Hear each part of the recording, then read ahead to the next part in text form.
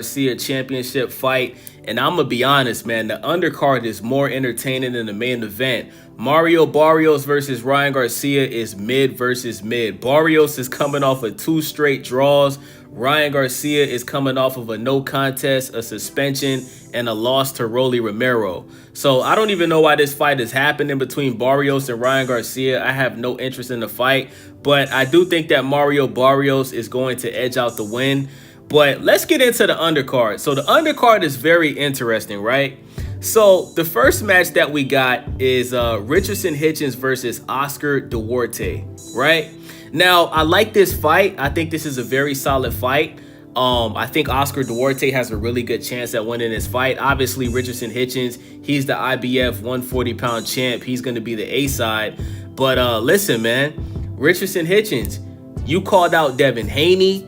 You called out Teofimo Lopez. You had Gary Antoine Russell calling you out for a fight. It seems like you're scared of him.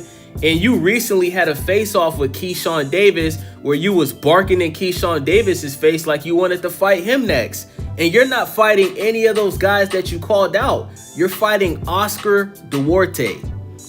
So Richardson Hitchens just seems like, you know, a guy that just likes to talk a lot, like a Gervonta Tank Davis where he's calling people out, he's saying names. But I don't think Richardson Hitchens is ever going to give us the fights that we want to see. You know what I'm saying? And what's weird about this, guys, is Gary Antoine Russell is on this card as well. So you got 2 champions in the same weight class that's on the same card that's not fighting each other. The only way I can make sense of that is if Richardson Hitchens doesn't want no smoke with Gary Antoine Russell. Because Gary Antoine Russell was putting belt on Richardson Hitchens in the amateurs, and I think he would do the same exact thing in the pros, just worse. Okay, so the next fight that we got is Gary Antoine Russell versus Andy Hiroka.